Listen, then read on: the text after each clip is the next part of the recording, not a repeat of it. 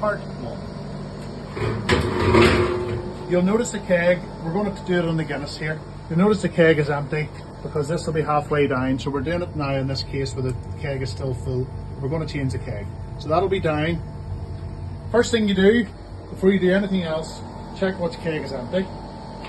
Guinness is black. It says Guinness on the tapping head, as it does with everything else, what it's on it and what it is. But you can check that going back. That goes back to Guinness. That means it's Guinness. Part 2. Turn off the gas to the upper position. 12 o'clock. 12 o'clock's off, and we'll come to that at the end of what to do. So we'll come to the tapping head here. So there's a wee button underneath. You just flick the button and lift it up. Okay?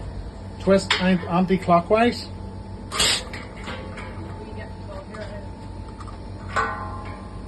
And that comes off. Empty keg then goes outside where all the empty kegs are supposed to be. Take that outside, takes 3 seconds to do it, and then we're ready to put the new keg on. So, with a new keg, you'll have the top on it. There's a wee lip. You just remove the cap off that, and that comes off.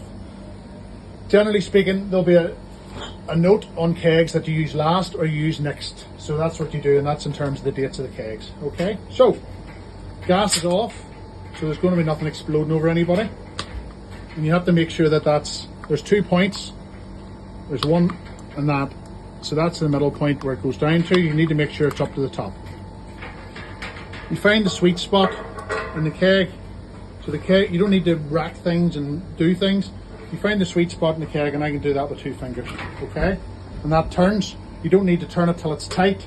You need to turn it just till it's thumb tight. You don't need to do it any tighter. You then use this button here, and you go down, and you apply a wee bit of pressure till it catches. And that's that done. Okay? Once you come up here, you can see the Guinness has come down through, or the beer, whatever it may be. So you'll turn the gas back on, and do not stand over the top of the keg at any time when you're doing this. This is sort of a health and safety point. Probably should have said that at the start. So do not stand over the top of the keg when you're doing it. Gas back on. Put the gas back into the keg. You flush it at the top. There's a wee knob at the top here. You flush it down until this is filled. And in this case, because I changed the full keg, I'm waiting for the bubbles to come through, or else there'll be an airlock in the keg.